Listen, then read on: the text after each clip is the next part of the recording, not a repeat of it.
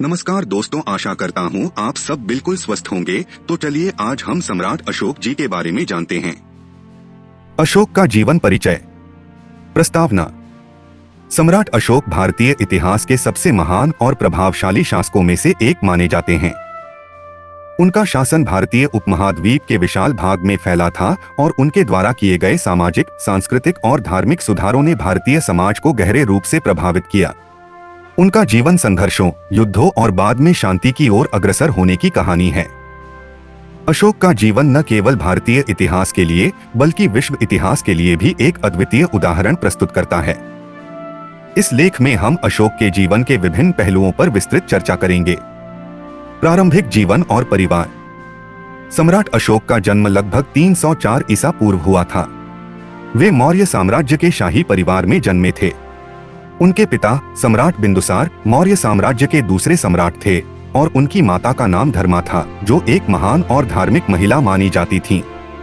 अशोक का जन्म पाटलिपुत्र, वर्तमान पटना में हुआ था, जो मौर्य साम्राज्य की राजधानी थी। उनका बचपन एक राजसी परिवार में बीता और उनके पिता ने उन्हें शिक्षा और शस्त्र विद्या में प्रवीण बनाया था। अशोक का सबसे प्रसिद्ध भाई सुखद्रुक था और उनकी कई बहनें भी थीं। उनके जीवन में कोई विशेष घटना नहीं थी जब तक कि उन्होंने अपनी युवावस्था में मौर्य साम्राज्य की राजनीति में भाग लेना शुरू नहीं किया। राजसी जीवन और युद्ध। अशोक की राजनीति में प्रवेश एक जटिल प्रक्रिया थी।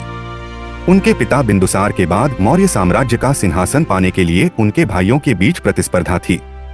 अशोक का दिलचस्प जीवन तब शुरू हुआ जब उन्होंने युद्धों में भाग लिया। अशोक के बारे में यह कहा जाता है कि वे एक क्रूर और अक्रूर शासक थे और युद्धों में अत्यधिक हिंसा और रक्तपात करते थे। अशोक के युद्धों में सबसे प्रसिद्ध और भयावह युद्ध कलिंग युद्ध था, जो 261 ईसा पूर्व हुआ। यह युद्ध उड़ीसा के कलिंग राज्य के खिलाफ लड़ा गया था। यह युद्ध इतना रक्तरंजित था कि अशोक ने लाखों सैनिकों और नागरिकों को खो दिया। युद्ध के बाद अशोक ने महसूस किया कि हिंसा और युद्ध के परिणामों से केवल विनाश होता है। यह युद्ध उनके जीवन का टर्निंग पॉइंट था। बौद्ध धर्म की ओर रुझान। कलिंग युद्ध के बाद अशोक की मानसिकता में गहरा बदलाव आया। युद्ध के बाद की विनाशकारी स्थिति ने उन्हें शांति और अहिंसा की आवश्यकता का एहसास कराया। अशोक ने बौद्ध धर्म को अपनाया और इसके सिद्धांतों को अपने जीवन में लागू करना शुरू किया। उन्होंने बौद्ध धर्म के संदेश को फैलाने के लिए कई कदम उठाए। अशोक ने अपने साम्राज्य में बौद्ध धर्म को बढ़ावा देने के लिए कई उपाय किए। उन्होंने बौद्ध भिक्षुओं को शाही संरक्षण दिया और बौद्ध धर्म के प्रचार के लिए अपनी राजधानी में कई स्तूप और विहार बनवाए। इसके अलावा उन्होंने कई शिलालेखों में बौद्ध धर्म के सिद्धांतों का वर्णन किया, जो आज भी उनके शासन के महत्वपूर्ण प्रमाण के रूप में देखे जाते हैं। अशोक के शिलालेख। अशोक के शिलालेख उनके शासन के महत्वपूर्ण स्रोत हैं। इन शिलालेखों में उन्होंने अपने राज्य के शासन, नीति और समाज के प्रति अपने दृष्टिकोण को व्यक्त किया। ये शिलालेख संस्कृत, प्राकृत और अरबी भाषाओं में लिखे गए थे और इन्हें आज भी भारतीय और विश्व इतिहास में महत्वपूर्ण माना जाता है। अशोक के शिलालेखों में उन्होंने लोगों से अहिंसा, सत्य और धार्मिक सहिष्णुता की बात की थी। अशोक की प्रशासनिक नीतियां। अशोक का प्रशासन अत्यंत सुसंगत और सशक्त था। उनके शासनकाल में एक मजबूत केंद्रीय प्रशासन स्थापित हुआ। उन्होंने राज्य में कानूनों और नीति का कड़ाई से पालन कराया और उनके शासन में भ्रष्टाचार को नियंत्रित करने के लिए कठोर कदम उठाए। उन्होंने अपने प्रशासन को 6 विभागों में बांटा था, जिनमें न्याय, धर्म, सेना, गृह, विदेश और वित्त शामिल थे। अशोक ने अपने प्रजा के लिए कई कल्याणकारी योजनाएं भी शुरू की।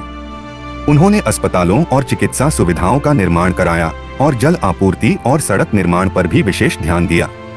इसके अतिरिक्त अशोक ने पशुओं के संरक्षण के लिए भी कई योजनाएं बनाई।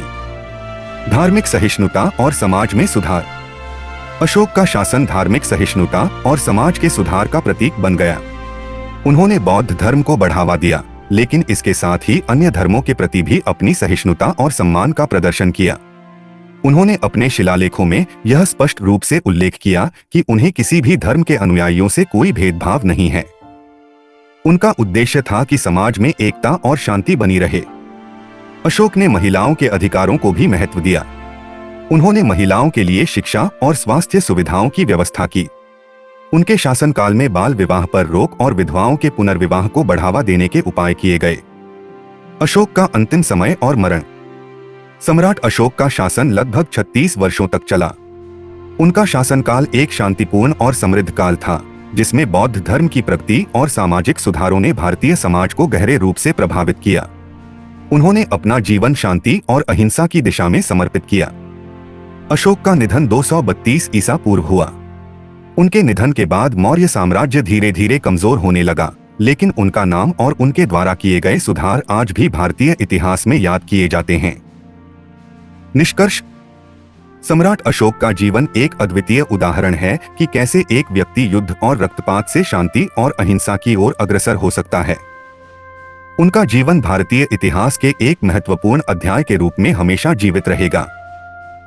तो दोस्तों, उम्मीद करता हूँ आपको सम्राट अशोक जी के बारे में आज कुछ नई बातें पता चली होंगी। अगर आप भी सम्राट अशोक जी के जीवन से प्रभावित हुए हैं तो वीडियो लाइक किए बिना न जाएं और ऐसे ही महानुभावों के जीवन की कहानियों को जानने के लिए हमारे चैनल को अवश्य सब्सक्राइब करें। धन्यवाद।